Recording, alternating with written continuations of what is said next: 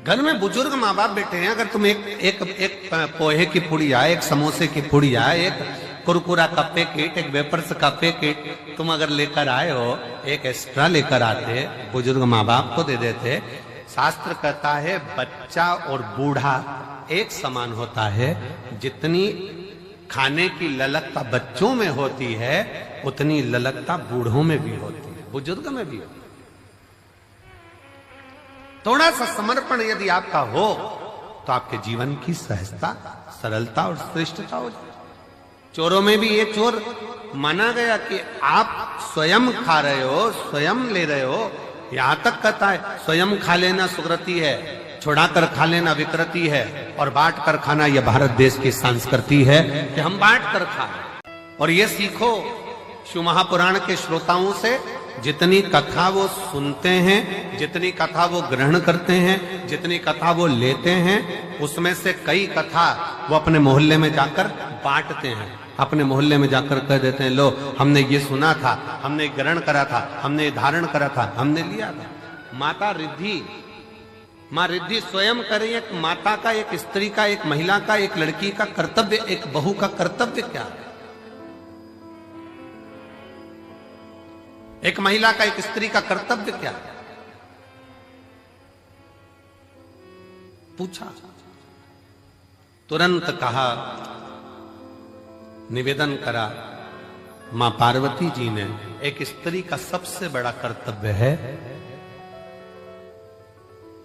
चाहे वो घर में रहने वाला बुजुर्ग हो, घर में रहने वाले उसके पति, घर में रहने वाला उसके बच्चे, घर में रहने वाले उसके ससुर, घर में रहने वाली उसकी सास, जितने भी घर में रह रहे हैं उन सब के चेहरे पर वो खुशी देखे, वो एक स्त्री का सबसे बड़ा कर्तव्य और एक स्त्री का सबसे बड़ा। प्रत्येक के चेहरा तुरंत पहचान जाए। आज मम्मी थोड़ी नाराज है, आज पापा के चेहरे पर हंसी नहीं है, आज भैया कुछ बात हो गई, आज भाभी के साथ में कुछ हुआ है, आज देवरानी के साथ कुछ हुआ है, आज देवर का चेहरा उतरा हुआ है, आज बच्चों का चेहरा उतरा हुआ है। जब सम्मुख में आए तो यहां तक उसके मुख पर ये रहे कि आज क्या बात है पापा जी, आपका चेहरा उतरा है, मम्मी क्या हो गया, भाभी जी क्या हो गया, भैया जी क्या हो गया, देवर जी क्या हो गया। उसका चेहरा देखकर पहचान जाए कि आज जरूर कोई बात है, और प्रयास करे कि उसके दुख को वो मिटा सके। एक बात बहुत अच्छे तरह से कहेंगे, आज के जमाने में भूखे को भोजन कराने वाले ढेर सारे हैं, कम है क्या? जम के बोलो जरा। आज के जमाने में भूखे को भोजन कराने वाले बहुत सारे हैं, पर आज के जमाने में जो भूखा है, जो भूखा रहता है, उसको कमाने का तरीका सिखाने वाले कम है।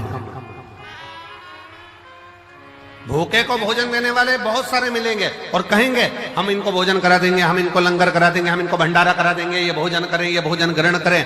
पर अपने भीतर एक बात उतार कर रखिए कि किसी को भोजन करा रहे हो वो आपकी दया है, आपकी श्रेष्ठता है, भगवान की कृपा है, भोलेनाथ की करुणा है। पर उसके साथ एक बात और स्मरण में रखो कि जो बहुत दिनों से भूखा है, रोज कुछ ना कुछ बातें, रोज तकलीफ में, रोज कष्ट में, रोज परेशानी में, तो उसको समझा कर देखो हम कब तक आपको देंगे, हम कब तक आपको प्रदान करेंगे। एक काम करो, अब कुछ काम चालू करो, कोई व्यापार चालू करो, कोई व्यवसाय चालू करो, कोई ऐसा कार्य करो जिससे तुम्हारे जीवन में दो रोटी रोज की आए और तुम्हें किसी के आगे हाथ फैलाना ना पड़ जाए। शिव महापुराण की कथा कहती है, कुबेरेश्वर धाम पर आने वाला एक एक व्यक्ति अपने भीतर प्रकट करो,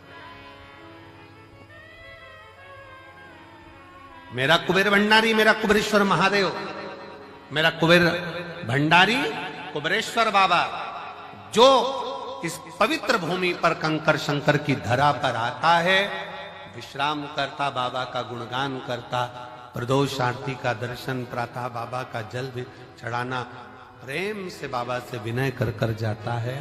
थोड़ा समय लग सकता है, पर बाबा ऐसी झोली भरता है कि तुम्हें किसी के आगे हाथ नहीं फैलाने देता, खुद भंडार। हर हर वो स्वयं भरता। आपको किसी के आगे हाथ नहीं फैला। हम फिर कहेंगे भंडारा कराने वाले ढेर मिलेंगे, भोजन कराने वाले ढेर मिलेंगे, भूखे को भोजन खिलाने वाले मिलेंगे, पर भूखे को उसके व्यापार तक लगाने वाले, भूखे को उसके व्यवसाय से जोड़ने वाले नहीं मिलेंगे। नहीं, नहीं। पर शिव शिव, शंकर शंकर, ओगड़दानी ओगड़दानी।